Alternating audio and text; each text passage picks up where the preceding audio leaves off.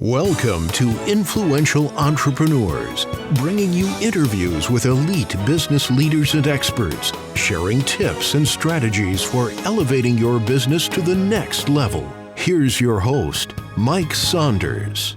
Hello and welcome to this episode of Influential Entrepreneurs. This is Mike Saunders, the Authority Positioning Coach, and today we have Rod Khleif with us, who is a business owner and philanthropist and passionate about giving back and human performance. So, Rod, welcome to the program.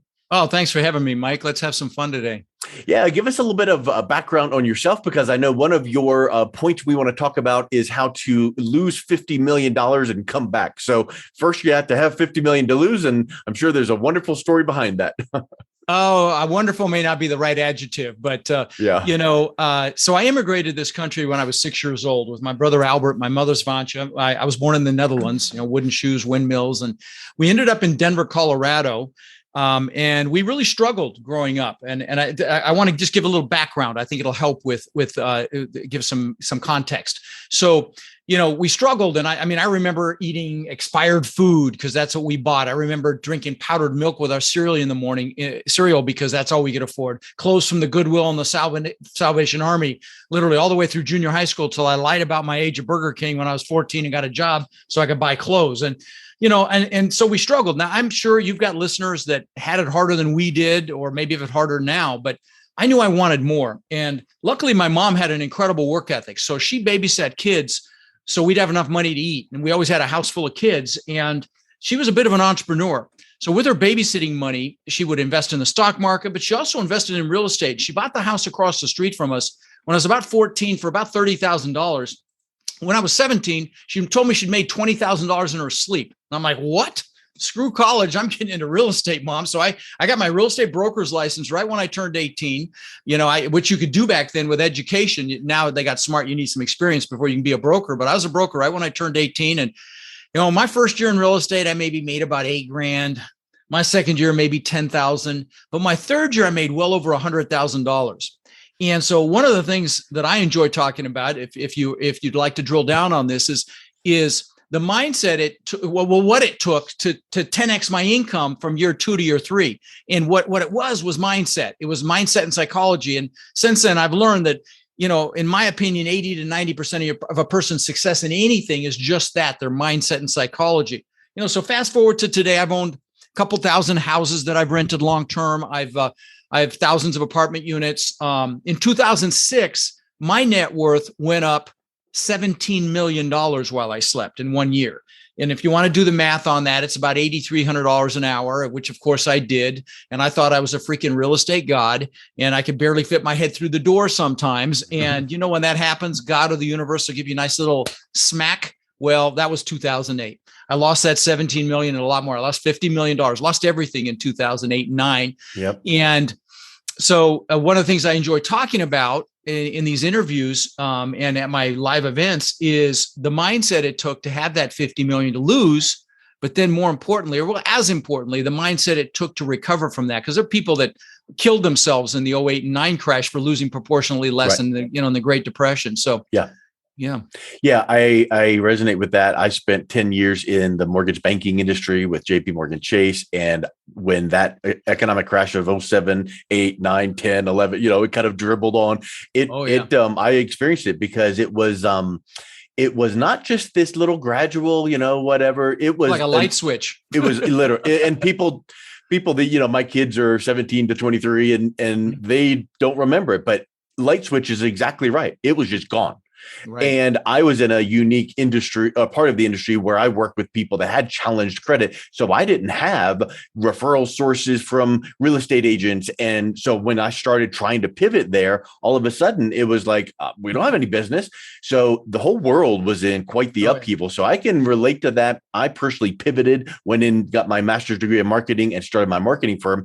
So what did you pivot into? Because you had to pivot into something, even if it was in the same industry, you had to pivot not only your mindset, but also somehow to pull yourself up. So what was sure. The next step? Well, I will tell you, I'd like to address both pieces, if you don't mind. On the mindset side, I just had to reassociate with what I wanted and why I wanted it, which is why at my boot camps, the first thing we do is a goal setting workshop for an hour and 15 minutes.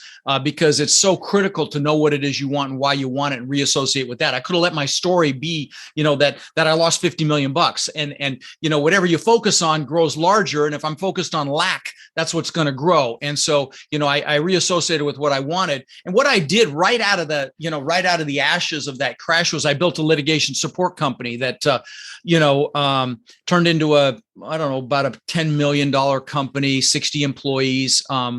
But I will tell you that, and then I realized I wanted to get back into real estate. I really didn't enjoy that business, even though we were helping families save their homes. I didn't like it. And so I sold it a couple of years ago, but it was the biggest piece of the whole thing was redirecting my focus. Cause again, we're so triggered to even connect through pain. Like if you came up to me, Mike, and said, "Hey, how you doing? How you doing, Rod?" And I said, "Oh my God, I'm freaking fantastic. Life is amazing." You might take a step back and say he's off his meds, but we have a natural tendency. Now, if you came up and said, maybe not you're pretty evolved, but most people, if you came up and said, "How you doing?" And I said, "Oh God, my back's freaking killing me. I'm hurting." Mine too. They put your arm around you and say, "Oh, brother, I feel you." So we connect through that negative stuff. And right, I know if you're listening to Mike, you're a leader. And right now the world needs leaders. And it's so freaking important to manage your focus. I mean, don't get me started on the freaking news and the fake news and all that crap that's going on out there right now. Just, it's so important to stand guard at your mind and bring in the good stuff, not the negativity, and that's why focus is so important. So a long answer to your question, but that's really one of the biggest pieces to me was redirecting my focus and managing it. Well, I couldn't agree more, and I think it sounds cliche to say that. Tell me what, I mean, I'm not being offensive to say that, but because many people will go, "Oh, refocus. That just sounds easy." What did that look like when you say I refocus? Let me tell you. Let me do this. If you'll humor me, let me share at a high level this exercise that I teach at my live events, and it takes about an hour and 20 minutes there. But I think I can describe it in about 5 minutes if you humor me, because it's really powerful. I call it goal setting on steroids, and this is what I did for myself. I mean, just candidly. So what you do is you carve out an hour when you have a lot of energy. Don't do it after a meal and uninterrupted, and sit down and write down everything you could possibly want in life. Everything. Okay. Not just your New Year's resolutions. I mean, everything, the houses, cars, boats, jet skis, planes, and take the lid off your brain. Imagine if you write it down, you're going to get it, which is not outside the realm of reality. Because what it does is it triggers something called your reticular activating system. And that's that subconscious filter. I know you're nodding, Mike. You know what it is. Yeah. That your brain subconsciously points you in the direction it thinks you're interested. The greatest example is when you first buy a car. You never really noticed them before, and then you see them everywhere. That's your reticular activating system. Your brain's recognizing that that's important to you. So it's the same with your goals. But the key is to take the lid off your brain. Don't limit yourself. You want a private island, a jet, a yacht, write it down, because that's what starts the process. And there's truly nothing you can't do, be, or have if you make a decision, plan, and take action. So, write down how much cash flow you want from your assets, say in 3 years and in 10 years. Be specific. Write down how much money you want in the bank, say in 3 years and 10 years. And then I would add a couple of things. I call it goal setting on steroids. I would also add the things you want to do in your lifetime. You want to climb every mountain over 14,000 feet, write a book, jump out of an airplane. I did that a year ago. I'll never freaking do it again, but it's off the list. Right. Also write down what you want to learn. Maybe you want to learn a foreign language. If you want to learn multifamily real estate, for God's sakes, come see me. That's what I teach. I've had thousands of people come and I love it. And it's my passion. And so, by the way, if you're interested in that, text Rod Live to 72345. And, my events are like rock concerts and very informational and motivational and a lot of fun. But anyway, so write down everything you want to do, everything you want to learn. And lastly, write down who you want to help. Okay. We'll do more for others than we'll ever do for ourselves. And it's really not about the goals. It's what's going to get you off your butt to go take action to get those goals. So that's the first step. Now, once you got your goals written down, you can't think of another thing. Put a time limit on each goal. Put how many years you think it's going to take you to achieve it. And don't overanalyze this. Those of you know who you are, just throw a number down, 1, 3, 5, even 10 or 20. realizing that as human beings, we'll overestimate what we can do in a year and massively underestimate what we can do in 5, 10, 20 years. I'll give you a quick example. When I lived in Denver, I knew I always wanted to live on the beach. And there's no beach in Denver. Nope, I live in Denver and there ain't no beach here. Right, okay. I can still name every street between Kipling and Havana because I owned houses on most of them. Oh, Nate, but, yeah. But I went to high school in Westminster. Anyway, so I knew I wanted to live on the beach. And 20 years later, I built this incredible $10 million mansion on the beach, which was unthinkable when I was 18. So that's my point. Don't God's delays are not God's denials. Put it down, whatever it is that you want. And by the way, I'll give you a couple more examples. Please know I'm not bragging. Those of you listening, I really just want to inspire you. That's why I'm bringing this up. Most of this stuff doesn't even interest me anymore. But anyway, so once you got a time limit on each goal, pick your number one goal. I mean, that goal, when you get it, you're like, oh my God, you have arrived when you achieve that goal. And if there's 2 or 3 that are equally exciting, just pick one for what we're going to do. It won't matter. Then pick your top 3 1-year goals. So you got your number one goal, your top 3 1-year goals. And put them on a separate sheet of paper and leave a little room in between them. And at this point, you're ahead of 99.9% of the people on the planet that do a New Year's resolution that's forgotten by February. But I want to give you a couple more quick steps. I want you to write down under each one of those goals why it absolutely has to happen. Your why, because the goal will drive you, but it's the why that really makes things happen. And you want to use emotionally charged words when you're writing this thing. So words like amazing, incredible, beautiful. So you might write, so I can show my kids what incredible success looks like. So I can show my wife what it means to live a life of amazing abundance, whatever it is for you. So we can have the freedom to do whatever we want, whenever we want, wherever we want, whatever's going to juice you, write that down. Now, take it one little step further. Put some pain in there as well. So, and make it hurt if you don't achieve the goal. So I don't feel like a failure. So I don't, fail my kids. So I don't fail my husband or wife. So I don't live a life of regret. I'm going to tell you, if you fear failure, I would encourage you to fear regret much more. There was a nurse in Australia named Bronnie Ware, hospice nurse. So she took care of people when they were about to die. And she asked him a question, Mike. And the question was, do you have any regrets? And she actually wrote a book about it. It's called The 5 Regrets of Dying. You know what the number one regret was? Not living the life I knew I could have lived, living someone else's life, not doing what I know I'm capable of. So again, this prevents that from happening. So once you got your positive and negative reasons why, I would just encourage you to go get some pictures of these things. This is the last piece. Get some pictures, or make declarations. I'll give you a couple quick examples. Jim Carrey, when he was flat broke, wrote himself a check for $10 million. And for those of you millennials, this check is something we used to use to pay for things. Right. Anyway, and that's how much money he made for Dumb and Dumber. I'll give you a more recent example. The singer Demi Lovato, when she was unknown about 11 years ago, posted on social media, I'm going to sing the national anthem in the Super Bowl. Go, not this last one, the one before. Go see who sang it. I'll give you some personal examples for me. Back when I was 18, I got a 4-door Ford Granada because I was going to get rich selling other people's houses, right? But I and this thing was such a piece of POS, but I worked with the guy that got me kind of juiced about mindset between year 2 and 3, like I was telling you guys about.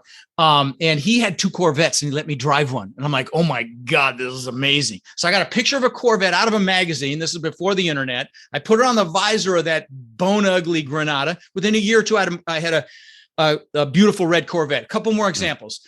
This is back when the TV show Magnum PI was out. And Tom Selleck was the actor and he was a detective, but he drove this Ferrari 308. It's the first time I saw an exotic car. And I'm like, oh my God. And so I got a picture of that actual car, put on the visor of my Corvette. Within a year or 2, I had a Maserati look just like it. Last example. I'm the guy that always wanted a Lamborghini. And again, this stuff doesn't interest me anymore. I just want to show you what's possible. So I'm almost done here.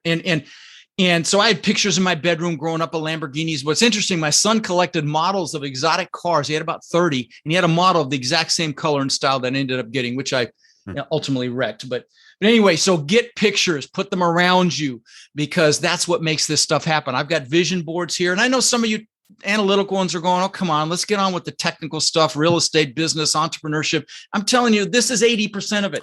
It's taking action with what you learn. If it was just the knowledge, there'd be a bunch of wealthy librarians and college professors out there. You got to actually do. You got to push through fear, push through limiting beliefs, or maybe you're comfortable.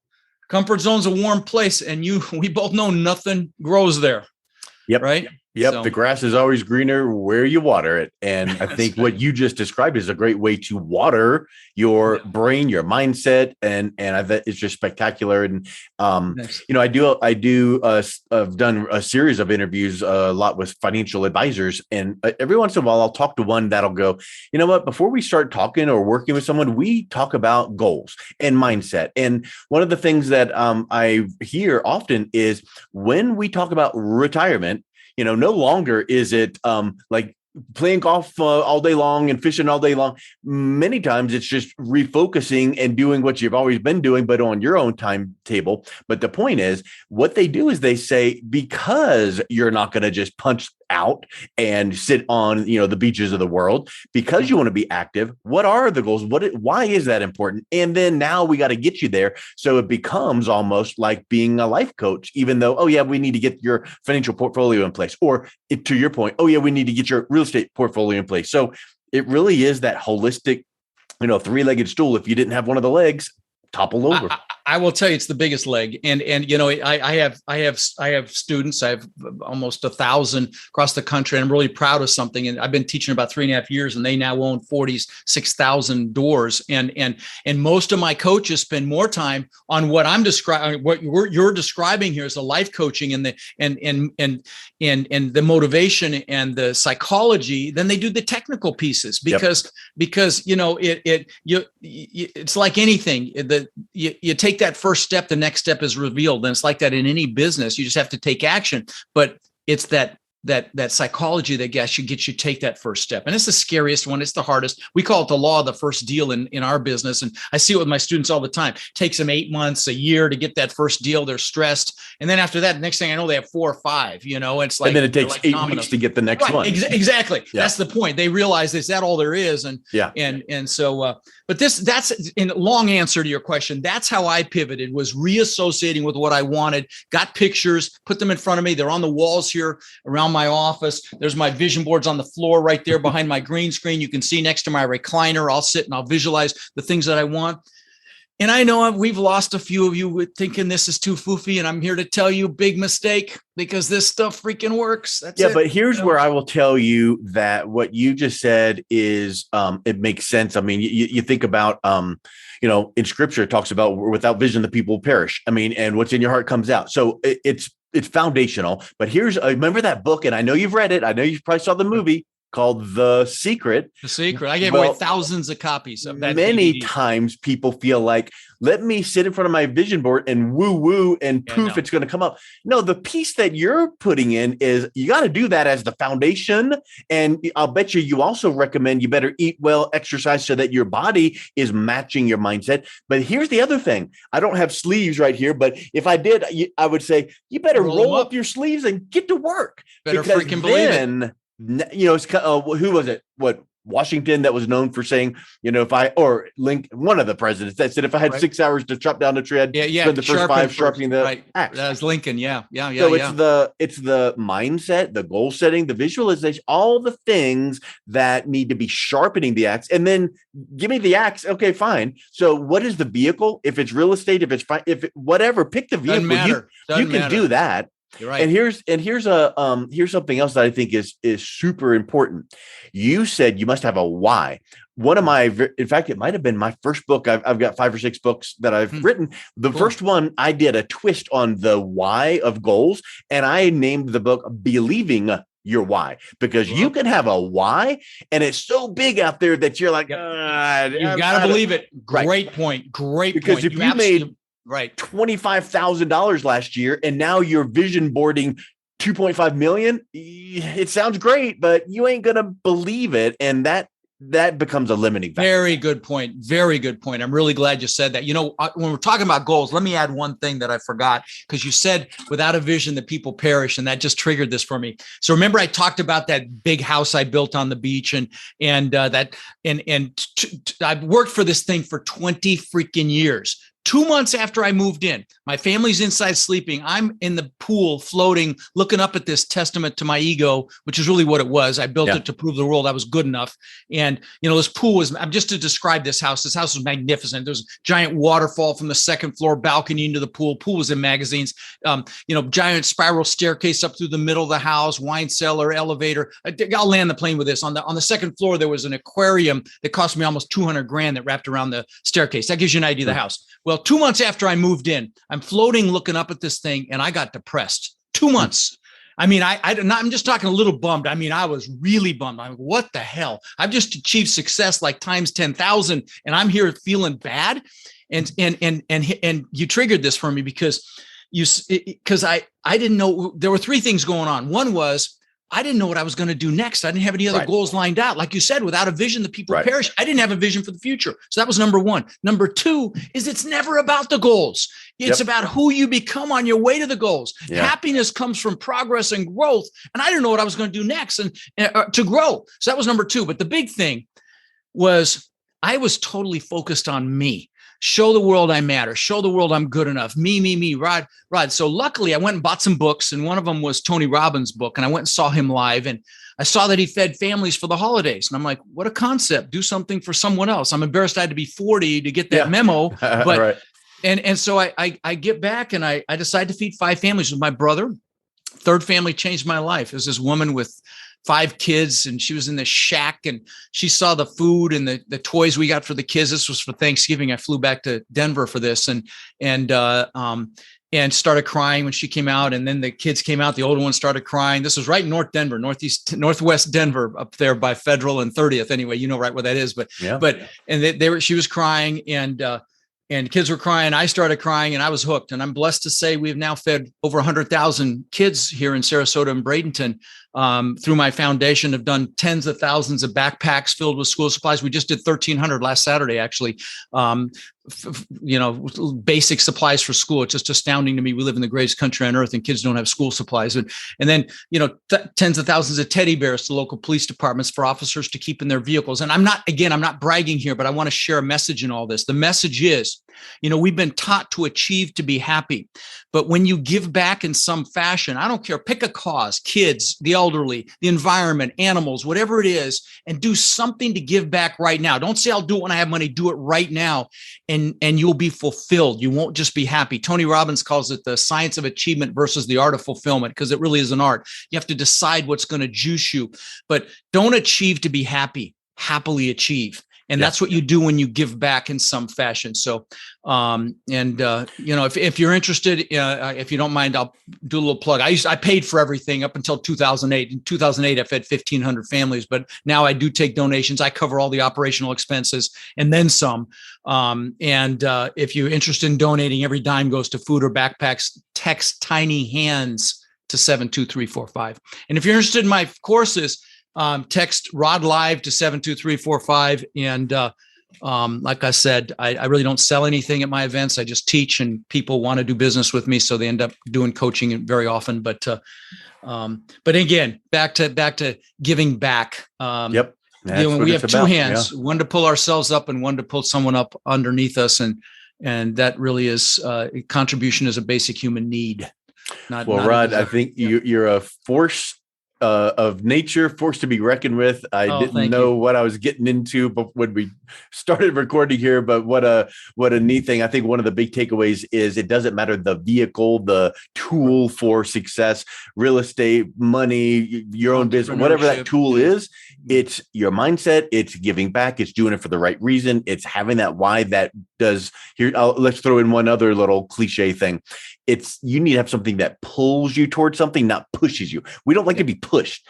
Jeffrey Gitomer talks about, people like to buy, they just don't like to be sold.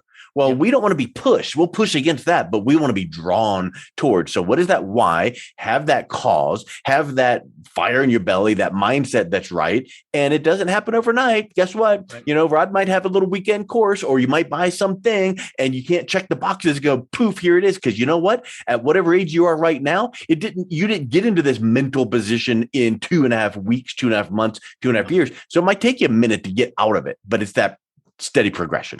That's it. It's a journey, and that's the thing to remember. By the way, I've also got a podcast. If even if you don't like real estate, I do a clip every week that's motivational. It's 5 minutes. I'll juice you. It's called Lifetime Cash Flow Through Real Estate Investing. I usually come up near the front if you put in real estate in your iPhone. But anyway, I like you. I love it. I know you get a lot of great feedback from yours, and it becomes addicting, doesn't it? Yeah. When you get all that love and positive feedback, and when you're adding value. Yeah. Well, Rod, you have given some great nuggets and great texts, and I'll make sure I get that and your website, rodkhleif.com, into the show notes. So thank you so much for coming on today.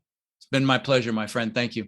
You've been listening to Influential Entrepreneurs with Mike Saunders. To learn more about the resources mentioned on today's show or listen to past episodes, visit www.influentialentrepreneursradio.com.